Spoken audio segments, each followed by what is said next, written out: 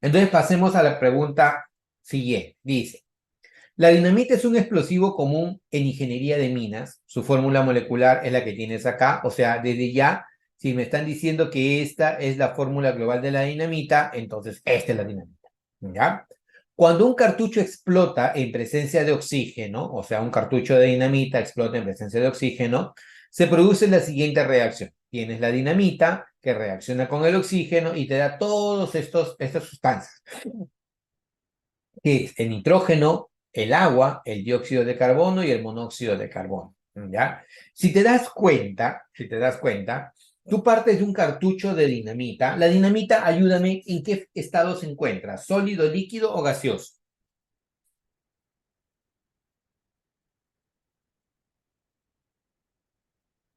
Googlealo a ver. La dinamita, ¿en qué estado se encuentra? ¿Sólido, líquido, gaseoso?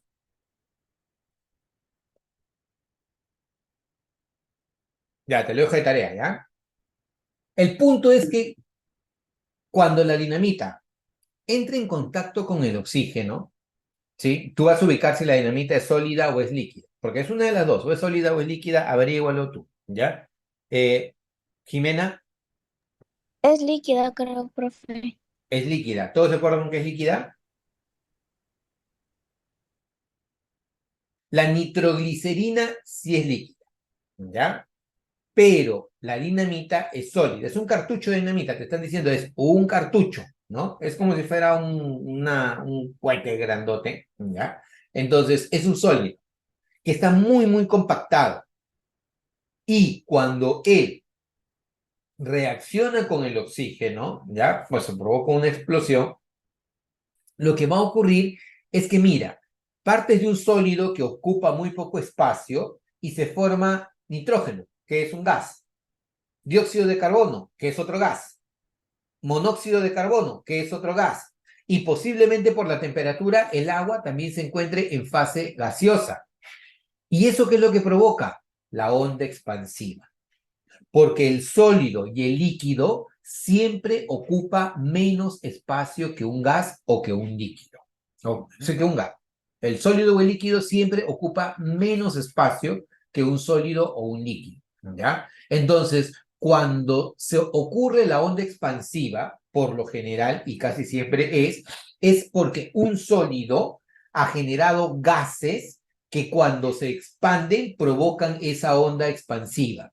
Y eso es lo que provoca todo el efecto destructivo que tiene, por ejemplo, la dinamita o que tiene la nitroglicerina, pero que también puede ser utilizado a favor para salvar vidas. Por ejemplo, el airbag de los automóviles.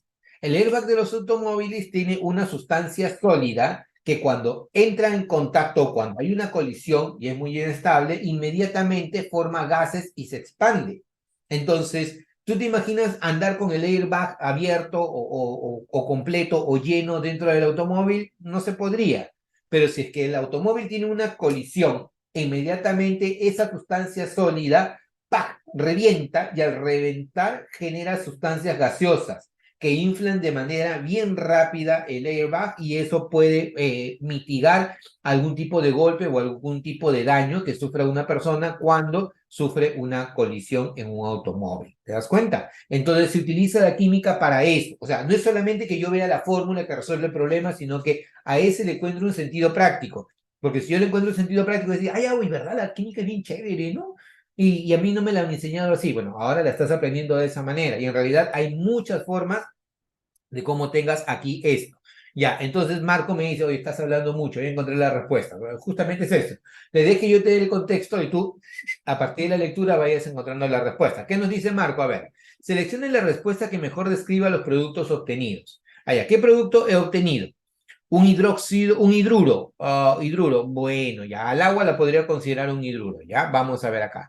No es de todo correcto, pero bueno, vamos a considerar. El agua es un hidruro. Muy bien. Luego, un elemento químico. Yes, tengo a nitrógeno. El nitrógeno es un elemento químico. Muy bien, es un elemento químico. Luego te dice un óxido ácido. Ah, ya sé por qué te diste cuenta. Lo máximo, ya. El CO2, ¿ya? Es un óxido ácido. ¿ya? Es un óxido ácido. Y tú te encuentras con el CO, ¿no? Y nosotros te hemos reventado la cabeza diciéndote, acuérdate quiénes son los óxidos neutros, ¿no? Chicos, ¿quiénes son los óxidos neutros? Ya lo habíamos visto, ¿no? Era el N2O, el NO, el NO2 y el monóxido de carbono. Eso te lo tienes que saber de memoria. Si eres un alumno Unidemia, ya si tienes aquí tu sticker Unidemia o por acá tu sticker Unidemia en tu corazoncito, eso de ahí lo debes saber, al revés y al derecho. Por lo tanto, aquí tu respuesta, ¿cuál sería? Sería la letra D. Eso es lo que estás encontrando. Ahora, hay un tema, ¿ya? Y acá complementando. Los hidruros tú lo puedes clasificar en dos grandes grupos, ¿ya? O es un hidruro metálico o es un hidruro no metálico, ¿ya? Y es directo, ¿no? Si es un hidruro metálico, es el hidrógeno unido a un metal.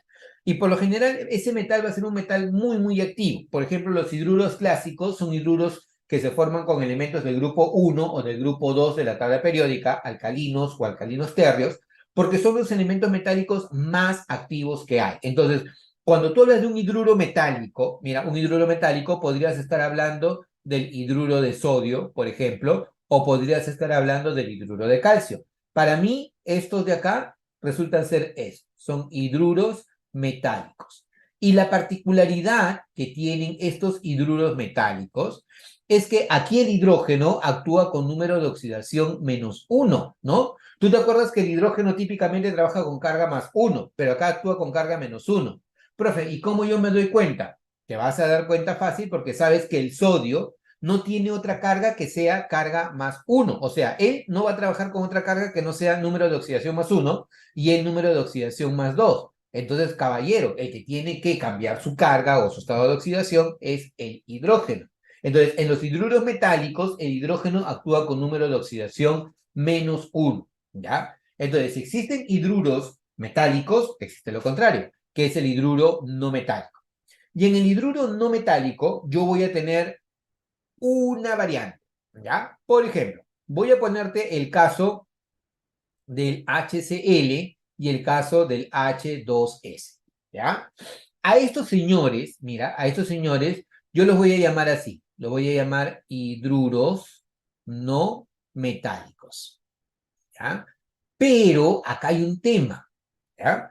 Que yo también podría tener al HCl acuoso o podría tener al H2S acuoso, ¿ya? Y en este caso, estos señores ya no se llaman hidruros. En este caso, estos señores se conocen con el nombre de ácidos hidrácidos. Ah, profe, ¿y entonces yo cómo me voy a dar cuenta? Vas a tener que mucho fijarte en el contexto de la pregunta, ¿ya? Si el contexto de la pregunta es una pregunta que te está empujando hacia el ácido o hacia la teoría de ácidos y bases, tú tienes que fijarte en esto. O fijarte si es que aquí tú tienes este subíndice AC, acuoso. Si este señor, el HCl, está en su forma acuosa, es un ácido.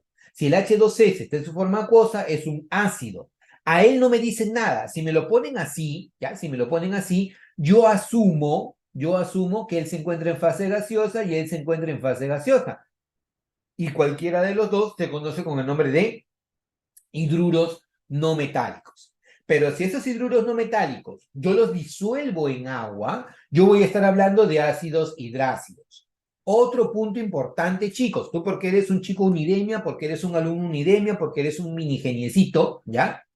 Estos señores en realidad no son compuestos químicos, ¿ya? Eso es algo que a veces es una jalada de pelos en química, porque a veces aparecen cosas que uno dice, ¿cómo han llegado a eso estos señores? El HCl acuoso no es un compuesto químico, es una solución, es una mezcla de HCl con agua. Es ácido clorhídrico. Por eso lo correcto para ellos es siempre colocarle el término AC, porque sabes que es HCl disuelto en agua o H2S disuelto en agua. Pero como esto ya está muy arraigado en la historia de la química, se consideran, oye, sí, son ácidos hidrácidos, pero no, no es correcto, no son ácidos, no son un compuesto químico en sí, sino es una solución que como pertenece a una gran familia, lo llamas ácidos hidrácidos, ¿ya? Y lo de arriba son hidruros no metálicos. Entonces, tengo hidruros metálicos y tengo hidruros no metálicos. Y para seguir complicando la cosa, ¿ya? Estos hidruros no metálicos, los que yo tengo acá, son sustancias que se pueden formar con elementos del grupo 6A o del grupo 7A de la tabla periódica, ¿ya? Por eso le estoy colocando al cloro y le estoy colocando al azufre. Nada es casualidad. Yo todo lo veo, yo todo lo sé aquí. Si te he colocado este caso y te he colocado este caso, es porque este es un elemento del grupo 7 y este es un elemento del grupo 6 y tiene esa particularidad de que sus hidruros no metálicos, disueltos en agua, pueden formar ácidos hidráticos, ¿ya? Pero tengo una variante. La variante, por ejemplo, podría ser con estos señores, lo voy a poner por acá, NH3, voy a poner por acá BH3, lo voy a poner por acá el CH4 y particularmente esto, el agua, ¿ya? A ello, si tú te das cuenta, el nitrógeno está en el grupo 5 de la tabla periódica, el boro está en el grupo 3 de la tabla periódica, el carbono en el grupo 4 de la tabla periódica y el oxígeno en el grupo 6 de la tabla periódica.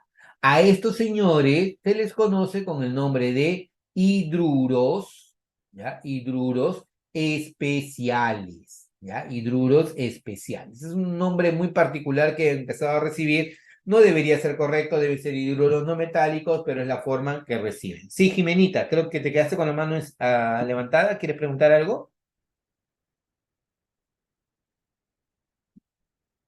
No, profe, creo que me quedé con la mano alzada nomás. Ah, te quedaste con la mano levantada. Ya, está bien, no hay ningún problema.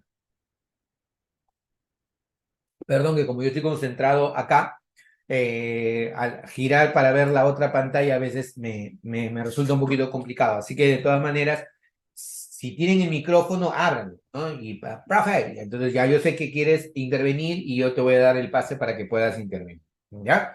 Listo. Entonces, ese es el contexto de la pregunta. Como te das cuenta, es bastante fácil. Yo te he metido así un florazo tremendo porque quiero que esto lo aprendas, que entres en un poco más de contexto, pero en la evaluación tú ves, como hizo Marco, de frente la letra D.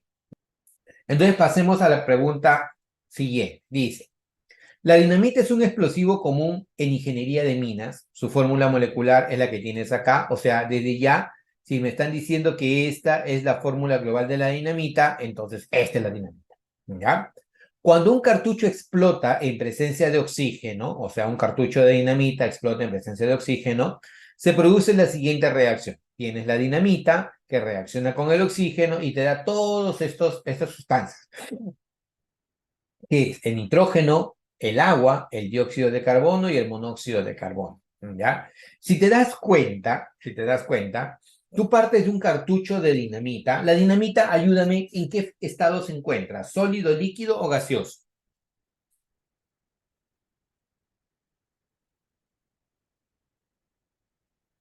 Googléalo a ver, la dinamita, ¿en qué estado se encuentra? ¿Sólido, líquido, gaseoso?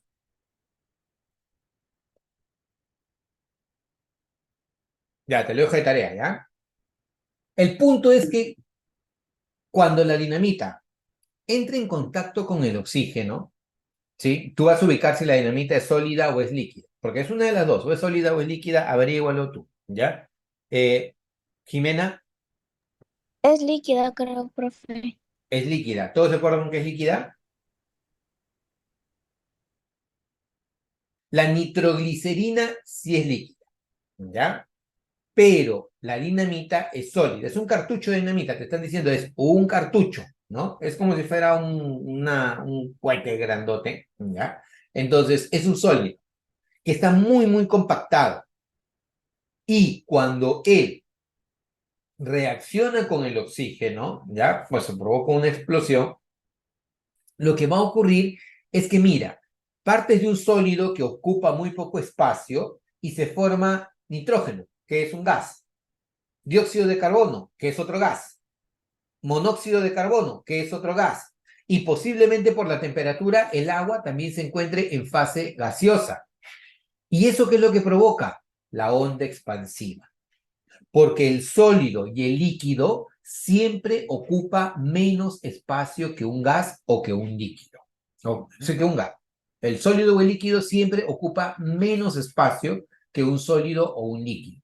¿Ya? Entonces, cuando se ocurre la onda expansiva, por lo general y casi siempre es porque un sólido ha generado gases que cuando se expanden provocan esa onda expansiva. Y eso es lo que provoca todo el efecto destructivo que tiene, por ejemplo, la dinamita o que tiene la nitroglicerina, pero que también puede ser utilizado a favor para salvar vidas. Por ejemplo, el airbag de los automóviles. El airbag de los automóviles tiene una sustancia sólida que cuando entra en contacto, cuando hay una colisión y es muy inestable, inmediatamente forma gases y se expande. Entonces, ¿tú te imaginas andar con el airbag abierto o completo o lleno dentro del automóvil? No se podría. Pero si es que el automóvil tiene una colisión, inmediatamente esa sustancia sólida ¡pac! Revienta y al reventar genera sustancias gaseosas que inflan de manera bien rápida el airbag y eso puede mitigar algún tipo de golpe o algún tipo de daño que sufra una persona cuando sufre una colisión en un automóvil. ¿Te das cuenta? Entonces se utiliza la química para eso. O sea, no es solamente que yo vea la fórmula que resuelve el problema, sino que a ese le encuentro un sentido práctico. Porque si yo le encuentro un sentido práctico, decir, ay, uy, ¿verdad? La química es bien chévere, ¿no? Y a mí no me la han enseñado así. Bueno, ahora la estás aprendiendo de esa manera. Y en realidad hay muchas formas de cómo tengas aquí esto. Ya, entonces Marco me dice, oye, estás hablando mucho, ya encontré la respuesta. Bueno, justamente es eso. Desde que yo te dé el contexto y tú, a partir de la lectura, vayas encontrando la respuesta. ¿Qué nos dice Marco? A ver, seleccione la respuesta que mejor describa los productos obtenidos. Allá, ¿qué producto he obtenido? Un hidróxido, un hidruro. Hidruro, bueno, ya al agua la podría considerar un hidruro, ¿ya? Vamos a ver acá. No es de todo correcto, pero bueno, vamos a considerar. El agua es un hidruro. Muy bien. Luego, un elemento químico. Yes, tengo a nitrógeno. El nitrógeno es un elemento químico. Muy bien, es un elemento químico. Luego te dice un óxido ácido. Ah, ya sé por qué te diste cuenta. Lo máximo, ya. El CO2, ¿ya? Es un óxido ácido, ¿ya? Es un óxido ácido. Y tú te encuentras con el CO, ¿no? Y nosotros te hemos reventado la cabeza diciéndote, acuérdate quiénes son los óxidos neutros, ¿no? Chicos, ¿quiénes son los óxidos neutros? Ya lo habíamos visto, ¿no? Era el N2O, el NO, el NO2 y el monóxido de carbono. Eso te lo tienes que saber de memoria. Si eres un alumno Unidemia, ya si tienes aquí tu sticker Unidemia o por acá tu sticker Unidemia en tu corazoncito, eso de ahí lo debes saber, al revés y al derecho. Por lo tanto, aquí tu respuesta, ¿cuál sería? Sería la letra D. Eso es lo que estás encontrando. Ahora, hay un tema, ¿ya? Y acá complementando. Los hidruros tú lo puedes clasificar en dos grandes grupos, ¿ya? O es un hidruro metálico o es un hidruro no metálico, ¿ya? Y es directo, ¿no? Si es un hidruro metálico, es el hidrógeno unido a un metal. Y por lo general, ese metal va a ser un metal muy, muy activo. Por ejemplo, los hidruros clásicos son hidruros que se forman con elementos del grupo 1 o del grupo 2 de la tabla periódica, alcalinos o alcalinos térreos, porque son los elementos metálicos más activos que hay. Entonces, cuando tú hablas de un hidruro metálico, mira, un hidruro metálico podrías estar hablando del hidruro de sodio, por ejemplo, o podrías estar hablando del hidruro de calcio. Para mí, estos de acá resultan ser estos, son hidruros metálicos. Y la particularidad que tienen estos hidruros metálicos es que aquí el hidrógeno actúa con número de oxidación -1, ¿no? Tú te acuerdas que el hidrógeno típicamente trabaja con carga +1, pero acá actúa con carga -1.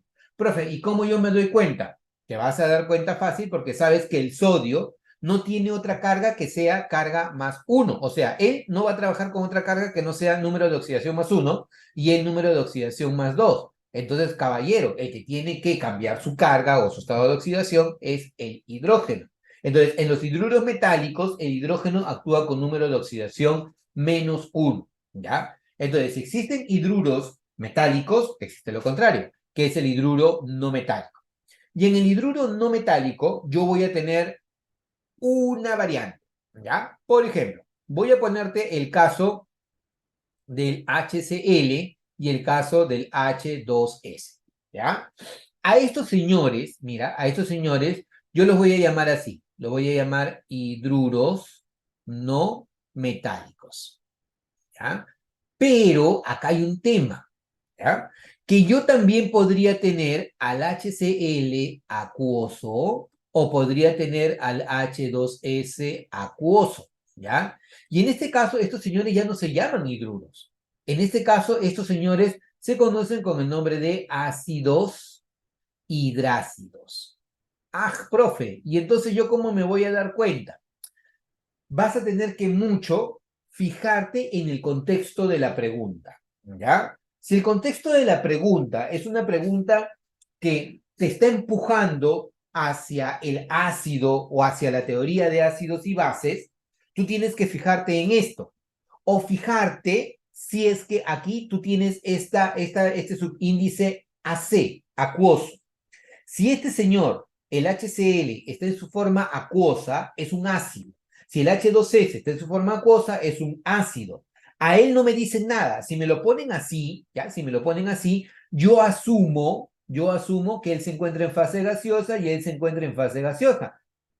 Y cualquiera de los dos se conoce con el nombre de hidruros no metálicos. Pero si esos hidruros no metálicos yo los disuelvo en agua, yo voy a estar hablando de ácidos hidrácidos. Otro punto importante, chicos, tú porque eres un chico unidemia, porque eres un alumno unidemia, porque eres un mini geniecito, ¿ya? Estos señores en realidad no son compuestos químicos, ¿ya? Eso es algo que a veces es una jalada de pelos en química, porque a veces aparecen cosas que uno dice, ¿cómo han llegado a eso estos señores? El HCl acuoso no es un compuesto químico, es una solución, es una mezcla de HCl con agua. Es ácido clorhídrico. Por eso lo correcto para ellos es siempre colocarle el término AC, porque sabes que es HCl disuelto en agua o H2S disuelto en agua. Pero como esto ya está muy arraigado en la historia de la química, se consideran, oye, sí, son ácidos hidrácidos, pero no, no es correcto, no son ácidos, no son un compuesto químico en sí, sino es una solución que como pertenece a una gran familia, lo llamas ácidos hidrácidos, ¿ya? Y lo de arriba son hidruros no metálicos. Entonces, tengo hidruros metálicos y tengo hidruros no metálicos. Y para seguir complicando la cosa, ¿ya? Estos hidruros no metálicos, los que yo tengo acá, son sustancias que se pueden formar con elementos del grupo 6A o del grupo 7A de la tabla periódica, ¿ya? Por eso le estoy colocando al cloro y le estoy colocando al azufre. Nada es casualidad. Yo todo lo veo, yo todo lo sé aquí. Si te he colocado este caso y te he colocado este caso, es porque este es un elemento del grupo 7 y este es un elemento del grupo 6 y tiene esa particularidad de que sus hidruros no metálicos, disueltos en agua, pueden formar ácidos hidráticos, ¿ya? Pero tengo una variante. La variante, por ejemplo, podría ser con estos señores, lo voy a poner por acá, NH3, voy a poner por acá BH3, lo voy a poner por acá el CH4 y particularmente esto, el agua, ¿ya? A ellos, si tú te das cuenta, el nitrógeno está en el grupo 5 de la tabla periódica, el boro está en el grupo 3 de la tabla periódica, el carbono en el grupo 4 de la tabla periódica y el oxígeno en el grupo 6 de la tabla periódica. A estos señores se les conoce con el nombre de hidruros, ¿ya? Hidruros especiales, ¿ya? Hidruros especiales. Es un nombre muy particular que he empezado a recibir. No debería ser correcto, debe ser hidruros no metálicos, pero es la forma que reciben. Sí, Jimenita, creo que te quedaste con la mano levantada. ¿Quieres preguntar algo? No, profe, creo que me quedé con la mano alzada nomás. Te quedaste con la mano levantada. Ya, está bien, no hay ningún problema. Perdón que como yo estoy concentrado acá, al girar para ver la otra pantalla a veces me resulta un poquito complicado. Así que de todas maneras, si tienen el micrófono, ábranlo, ¿no? Y, profe, entonces ya yo sé que quieres intervenir y yo te voy a dar el pase para que puedas intervenir, ¿ya?